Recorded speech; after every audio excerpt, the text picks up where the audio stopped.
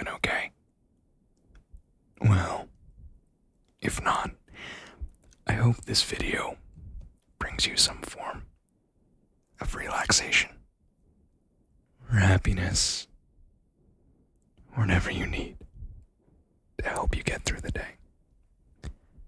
This is somewhat of an unscripted video, not like I ever do scripts.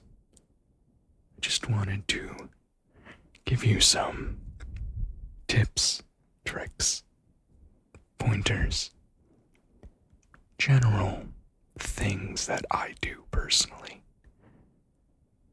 to help myself relax in a crazy fast-paced and ever-changing world, which it seems to be getting a lot faster with every passing day, which I think is probably normal. I'm sure every era of humanity has gone through the same feeling, even if the circumstances are different. Anyways, one of my number one rules to relaxation is a nice, hot bath. You can't go wrong. My entire life, I never had like a working bathtub. When I lived with my parents, I don't know why, but the bathtub just did not work.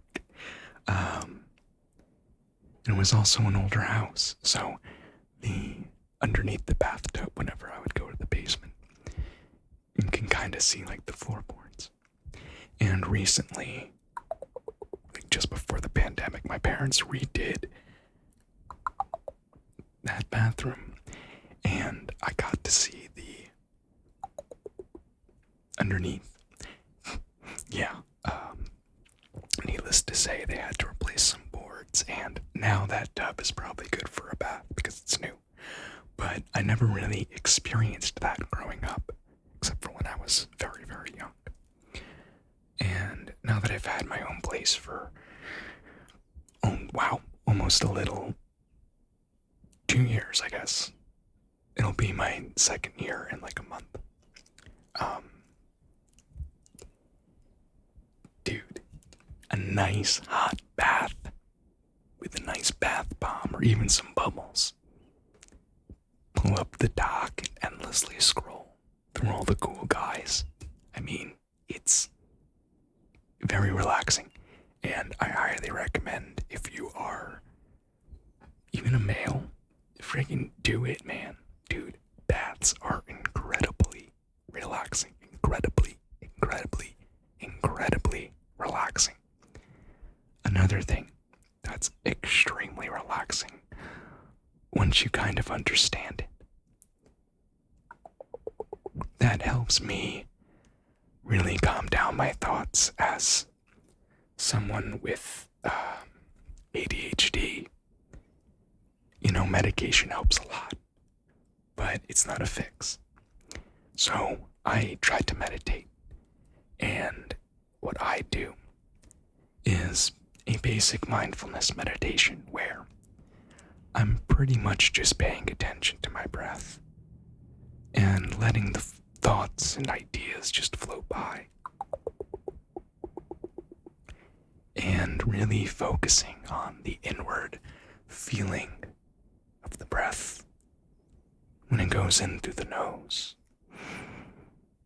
and down into the lungs. And then when you breathe out and the breath comes back up through the nose and outwards, the feeling, one of the tricks that I learned recently actually, it's like you want to focus on the physical feeling of the breath entering your nostrils. And another trick that I use with that, which I think I've talked about in previous videos, is focusing on your peripheral vision helps, for whatever reason, you not think like at all. So I'll close my eyes. I'll sit on my little corner. I have a little meditation mat. It actually makes really cool sounds. It's buckwheat, so I should probably do a video with it one day. And, you know, that little rise in that mat was a game changer for my meditation. A lot of people will meditate without a pillow under their butt or something not underneath them and just flat ground. You don't want to do that. Your back's gonna hurt. If you put something underneath your butt and you kind of put your legs off of it and your butt kind of on top of it, you will be able to meditate for longer because you're relieving pressure on your spine. And yeah, between meditation and baths, not every day, just when you can. Some people will be able to do it every day. I physically can't due to the way my brain works. I'm constantly just kind of going between all of the things I like to do. And I like to do too much. And then the last thing I would say in terms of to relax. So a bath, nice hot bath, nice hot bath, better than a shower, really is. Meditation. And the third one, the big three. A good session of yoga. If you do a good deep stretch yoga, and I'm not really talking about the types of yoga where they're more of workouts, you know. I wouldn't go to a yoga class to relax. I would go to a yoga class to have a workout. But if I'm trying to relax, I will turn on YouTube and I will just search for a deep body stretch yoga, which focuses more on the postures and the actual stretching, which is really what that type of yoga is meant to help with. If you look at it from a non-spiritual aspect. A good deep stretch yoga, you're going to be feeling so much better afterwards. And those three things are kind of what, you know, on top of a lot of other stuff I like to do, but if I really want to try to relax or try to get out of a burnout or something, I'll do those three things pretty much exclusively for the day. And, you know, I think we need stuff like that as humans, and we're not taught things like that as humans. And I don't know if that's the world's fault necessarily. I think it's just the circumstances and how we evolved to be where we are today. Because we're only really just learning about mental health when you look at, you know, humanity through a macro sense. Humans have existed for a very long time. Our current estimates scientifically are a little over, I think, between 200 and 300,000 years. Close to 100 billion humans. And only in the past 50 years have we really started taking mental health seriously. Which makes sense with the advent of modern medicine. But it also, you know, it's a good thing. It's not a bad thing. It makes no sense that we focus on our physical health more when our brain is a muscle and it also needs to be worked out.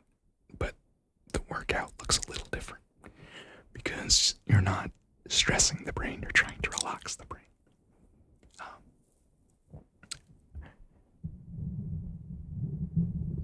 With the world being the way it is today,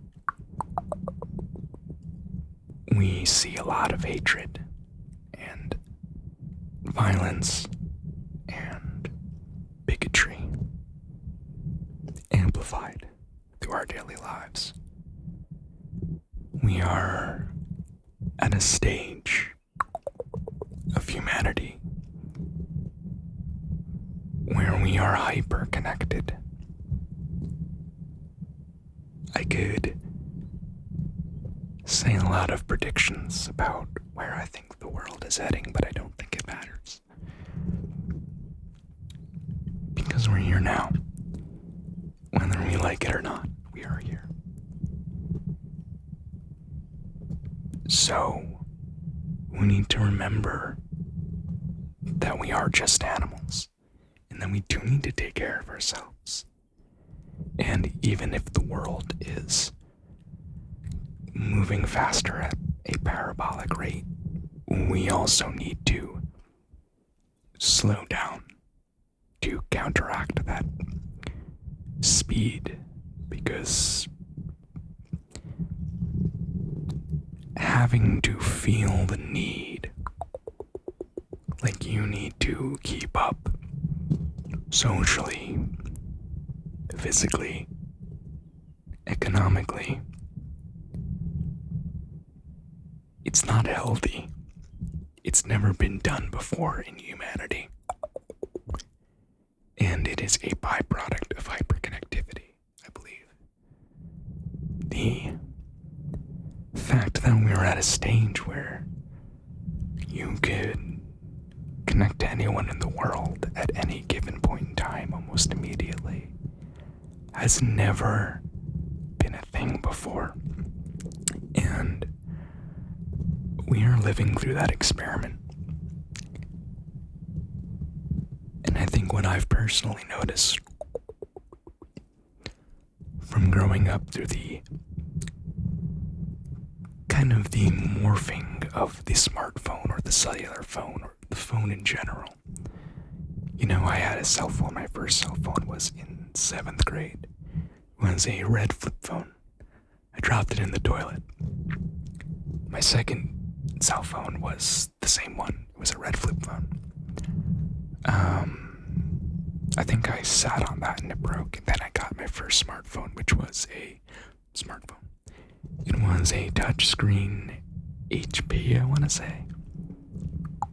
I think it was kind of like a sidekick, but it wasn't a sidekick. And you know, that evolved. Eventually I got a BlackBerry, and then I got a Samsung, and then a OnePlus, and I'm still with OnePlus. And if you just look at the technological advancements of phones alone, I mean, you know, if you broaden that thought of how fast everything's moving, it's everything. It's not just technology.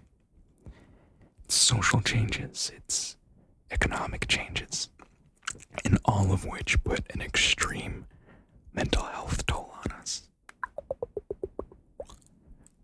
Nobody, even people who are in charge, even your parents, even your friends, your family, even you, nobody knows where we're going or what the right course of action is for anything. We're all just guessing and hoping for the best, and some aren't. Some are purposely doing things based off their own ego and bigotry and hatred. And obviously the true way to counteract that is love and peace. But you can't really do that if you're not taking care of yourself. You can't really change people. You can't. It's a tough pill to swallow, but you can't. But what you can do is change yourself.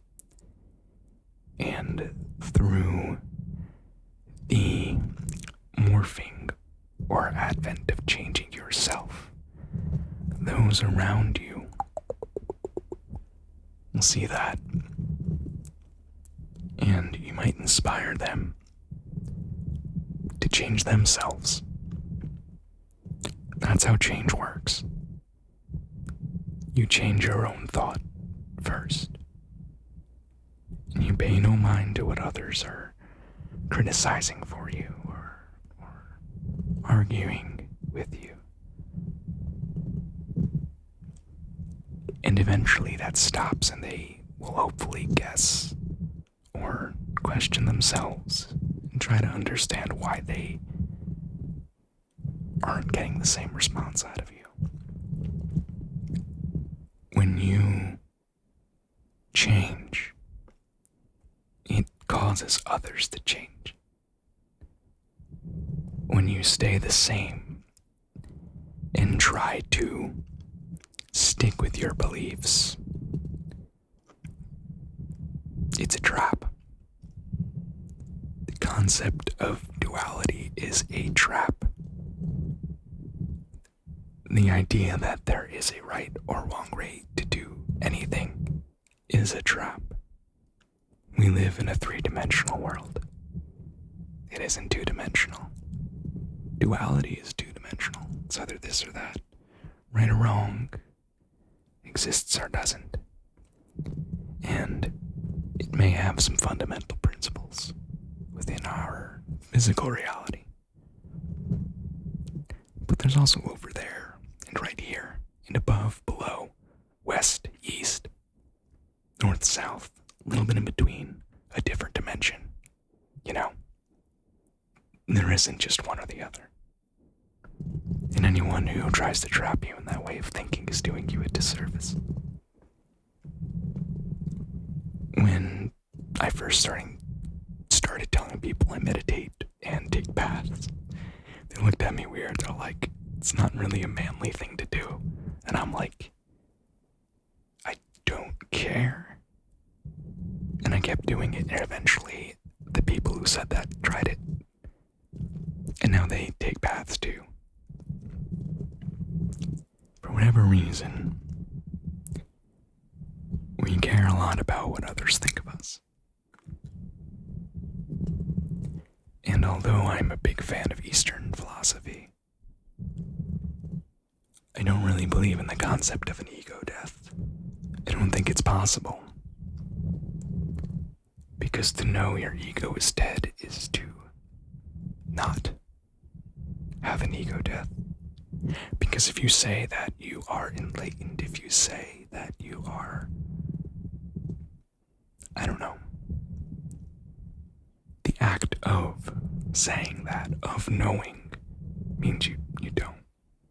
I don't think you would know if you're enlightened. I think it's more of a Zen state of mind, of a understanding that you know nothing about what any of this is.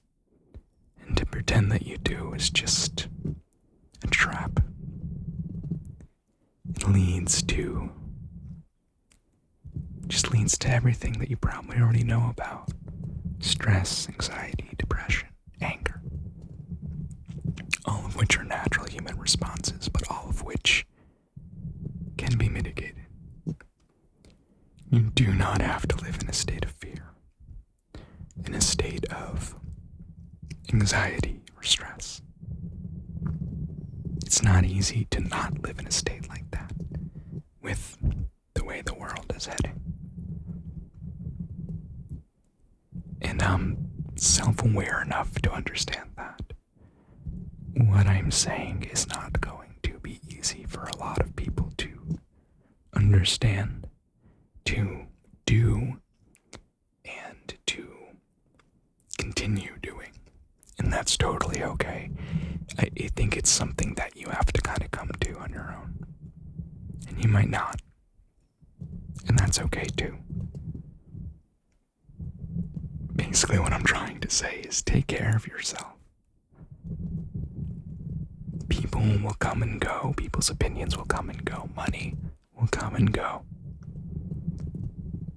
And that's a harder thing for some and an easier for some. But the concept of understanding that it's the same for all. So meditate. Take a nice hot bath. And do some yoga. Connect with your body. Because your body is all you get. You don't get another one. It is all you get. You need to take care of it. You need to take care of your brain. Whether it be doing the 3 things I told you, or getting more sleep, working less, you need to do it. My whole life, I've been told, oh, you gotta get a job this, job that, money this, money that, insurance, blah, blah, blah, blah, blah. And yes, to To live in a modern society, you need those things. Those are a given. But there's so much more. There's so much more. All of those things are human concepts that we created. They don't exist in nature.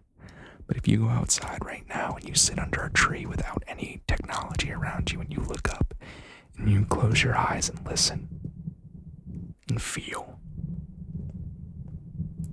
that's real. That's what reality is at its core. And remembering to connect with that is something we are losing as both an animal and a society of conscious beings. So, kind of went off on a tangent there. This was supposed to be more personal attention. But if you've been watching my channel for a while, you would know your boy likes to ramble. And usually, I ramble and I ramble hard. So, thank you so much for watching this video. I really appreciate all the new subscribers. And I really appreciate everyone sticking around with my non-regular upload schedule. I need to change that banner because it should say I upload when I feel like it. Anyways, if you haven't already and you made it this far in the video, I would love it if you subscribed and let me know in the comments what kind of videos or trigger sounds you want to hear from me. So, thank you so much for watching the video. I hope you had a good night, good day, good morning, good tomorrow, good yesterday, good whenever. And I'll see you all on the next video.